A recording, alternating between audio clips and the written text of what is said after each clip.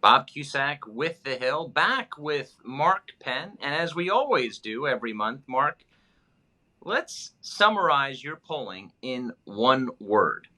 What's the word? I think it's an unusual word, better. I think that's going to be Why the is word. that? Is that the economy? What is better? Well, because I think after such a long period in which people have been just increasingly negative about everything, at least we have a 3 or 4 point move here, better on the economy, better on their personal situation.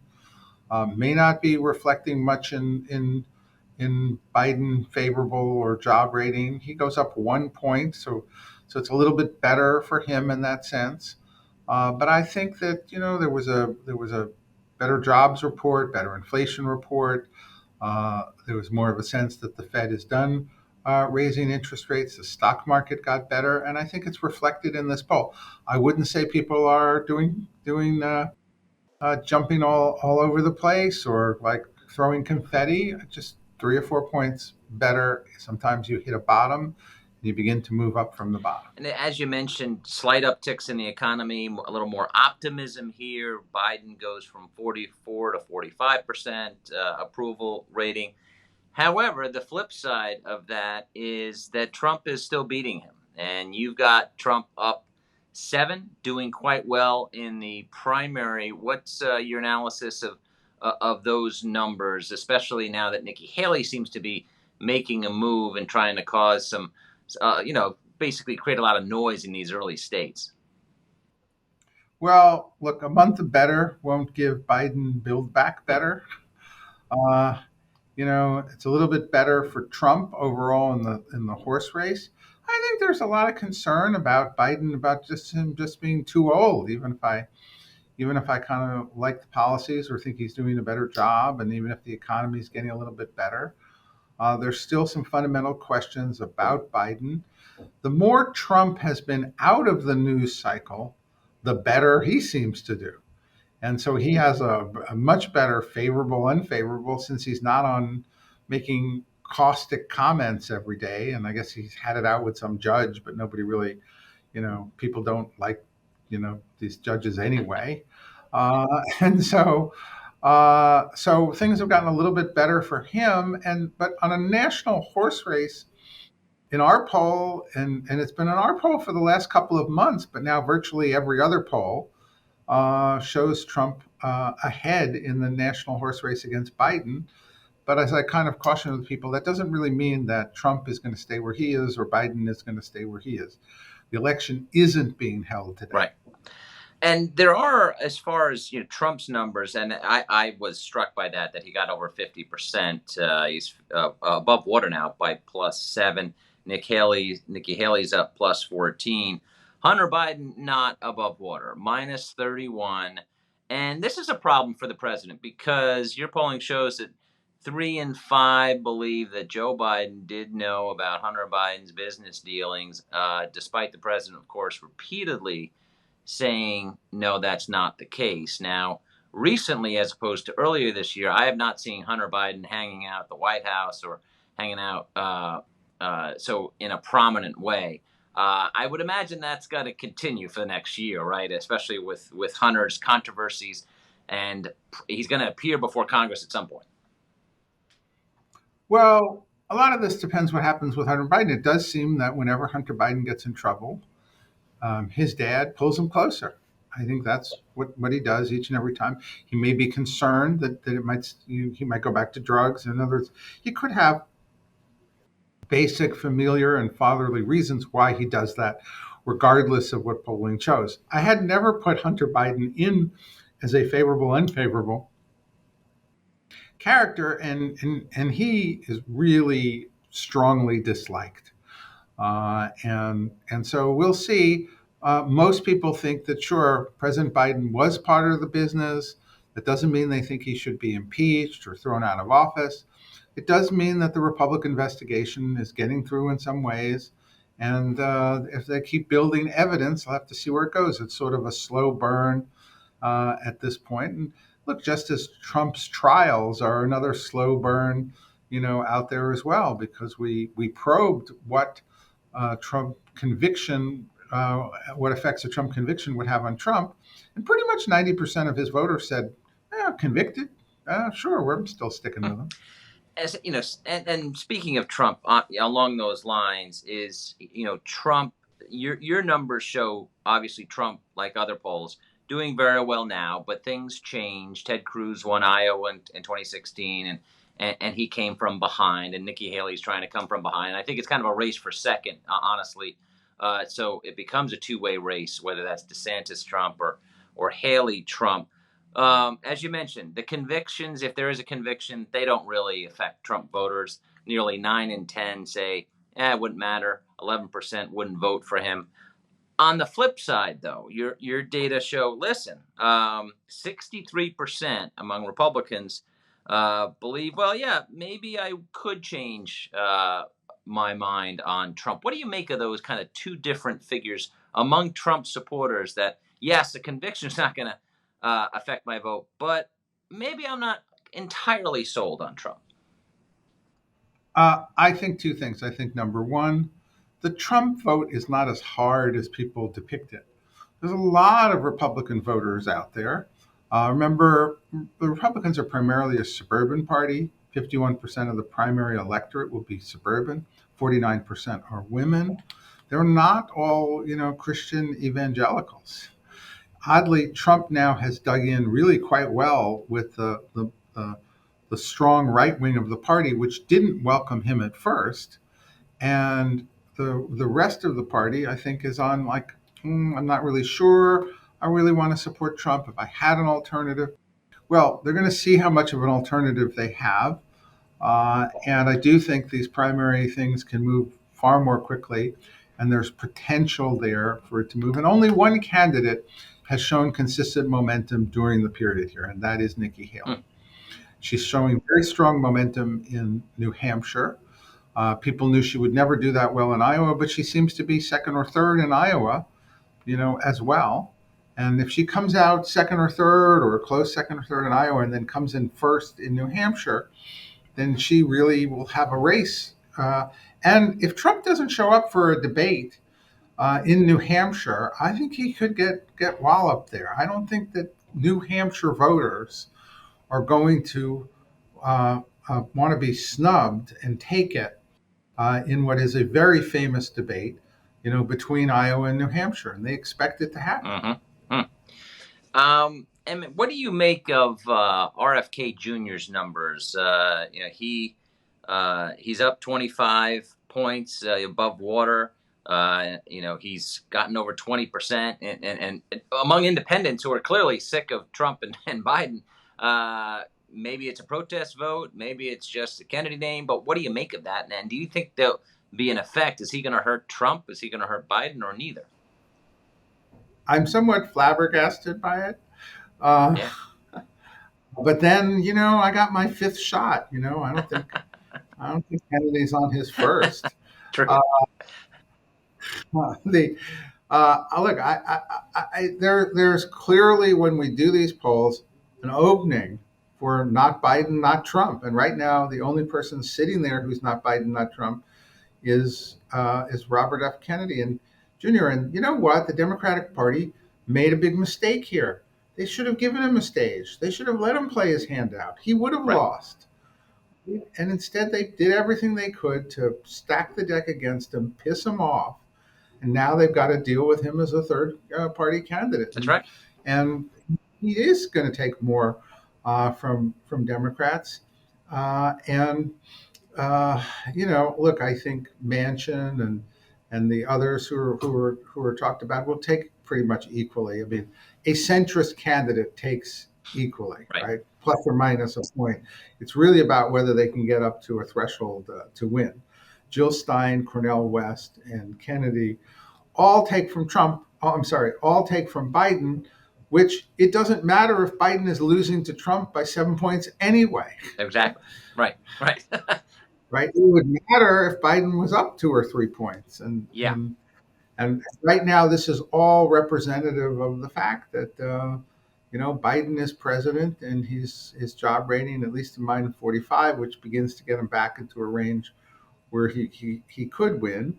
But there are a lot of concerns about giving him a second term and whether or not that term is going to be for him or for Kamala Harris. And they definitely do not want to vote for Kamala Harris indirectly. And what did you make of David Axelrod's comments? Obviously, former Obama advisor, basically throwing some tweets out there saying, "Listen, suggesting maybe Biden should step aside. It caused obviously major problems. There's no doubt about it. There's friction between the Biden camps and Obama camps. That's been the way it's been for years, but now it's been out in the open. What do you make of that? Because we're also getting so late in the game for Biden to drop out." Well, conspiracy theorists say that this is all to make an opening for Michelle Obama to come in at the Hmm. convention. That's what the conspiracy And the theorists say. convention's in Chicago, remember? So that's Obama's backyard. I could put that on Twitter and get it removed. Uh, Yes. Maybe not, or but in any event, so I was just surprised that Obama took issue with Biden's Israel policy in a public Hmm. forum. That's something that former presidents, particularly of the same party, generally don't do. Obama would not have liked it if that was done to True. him, and I think that Axelrod, I think, was a 1-2 punch there. And look, you've seen these comments from Carville. And look, I go out and look, I try to be careful in that. I say, look, the numbers aren't good for Biden, but he's got a Right. year, um, and to really change them. And if they stay this way, it'll be really difficult to get elected. So I just try to report the facts on it. I think you saw some real friction here between the Obama and the Biden camps. I'm sure the Biden camps appreciated that, like not at all. And it is what it is. But I was surprised that they would do that because it wouldn't. It's not going to change anything. Right. And I wanted to ask you about something. Obviously, a very different election when you're talking about state legislatures and governors. Very different than federal elections. But Democrats had a very good night on election night, 2023. What does it mean, if anything, for 2024? It means they had a good night in 23. Uh, these are not really particularly good bellwethers in terms of what's going to happen. I think I think Youngkin trying to win the state assembly when he should have been trying to win the presidency instead was generally a mistake. Those things are very hard to pull off, particularly when you announce that that's what you're doing. You've got to do those usually under the radar screen. And people like divided government, so I don't think that they want to give somebody a blank check, even if they've got some things that they like or not. And so I think, I was most intrigued by the Ohio referenda on abortion and Right. marijuana. Here you have a state that's 10 points plus Republican, consistently so now. And how are they voting for marijuana uh, and basically choice at the Roe versus Wade plus level? And to me, the answer when I analyzed it is, and I see it in the polls now, that these have become issues of personal freedom. That whether or not the government should regulate a woman's right to abortion, or whether or not the government should regulate my desire to have marijuana, whether or not you're getting an abortion and whether or not you're smoking marijuana, independent voters who typically will vote Republican, they are also the most libertarian. And I think they're the ones who put these two referenda over the top, in addition to the Democratic base. And I think that the Democrats, while Republicans have been out there on freedom of speech, they've been out there on cancel culture, they've been out there on all of these issues that relate to personal freedom and parental rights. They're on the wrong side of these two issues because they're actually advocating for more government. And that's what's, I think, split their base. What were you? And we talked about it briefly, but I do want to zero in on Israel. Obviously, front and center now with the war raging. What were your takeaways on the Israel polling? 80+% across all parties support Israel over Hamas. 80+% believe Israel is right to keep going, and 80+% believe, Hamas is to blame and committed terrorist acts. But among that 20% or the 15 to 20% who support Hamas in some way, shape, or form, there's a lot of misinformation in terms of what Hamas really stands for, and B, it's split very much by generation. So the support is heavily concentrated in those who have time to go out and demonstrate, and younger people on the college campuses.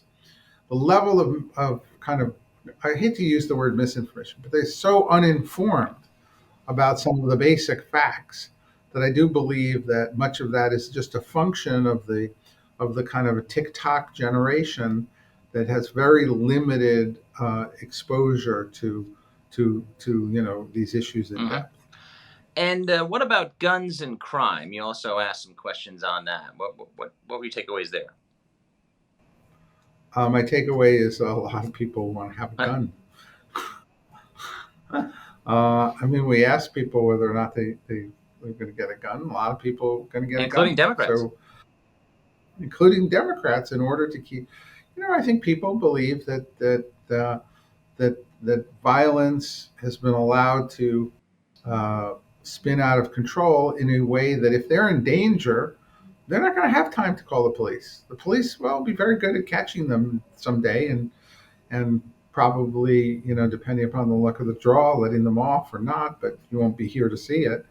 I think people are much more sensitive now to, again, as part of this notion of personal freedom, being secure in their own environment. And I think they saw a lot more crime. Interestingly, when comes to things like shoplifting, the kind of, remember that I guess Giuliani adapted the broken windows theory, right? Which is that you arrest people on the small offenses, and then that gives respect for the bigger offenses. And that has been thrown out, by the current crop of mayors and prosecutors. And you saw again 70, 80%, somewhere in that range, saying, I want strict enforcement of shoplifting Hmm. laws. And so they've come around the other way, and they've come back to believing broken windows policing, when you see what they say about these offenses. Yeah, it's interesting just going back to the freedom element because whether it's guns, abortion, marijuana, as you mentioned, people want that freedom. We've also seen that with sports gambling, where that's been allowed in a lot of states. That was banned by Republicans in Congress years ago, and then basically that's changed significantly. Just want to get your closing thoughts as we head into Thanksgiving. Basically a year out. Anything else I didn't ask you that you wanted to touch upon? No, I mean, I think it's important, I think, for people to realize how much support there really is for Israel in America, not to let the demonstrations give a false picture. I was amused by the media, how many people were there at the pro-Israel rally. There were thousands, tens of thousands, uh, or a couple of 100,000, depending upon which media you were reading. All the Israeli papers used 290,000. Uh, by the time you get to Reuters, you're at thousands. A couple use tens of thousands. You look at the crowd picture. It looked to me 100 to 200 was a reasonable claim. 290 seemed a bit stretching, but thousands seemed to be a pretty vast understatement.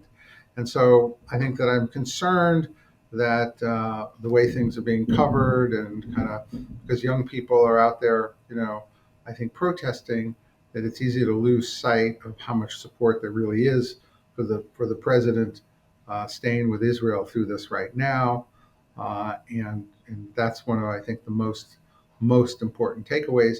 And that politically, I don't really believe he's going to lose votes here, because I don't think the voters who split with him on Israel are going to be voting for Donald Trump, and they're not going to say, well, I didn't like what he did, so I'm just going to let Donald Trump get in. I don't see that as their likely response either.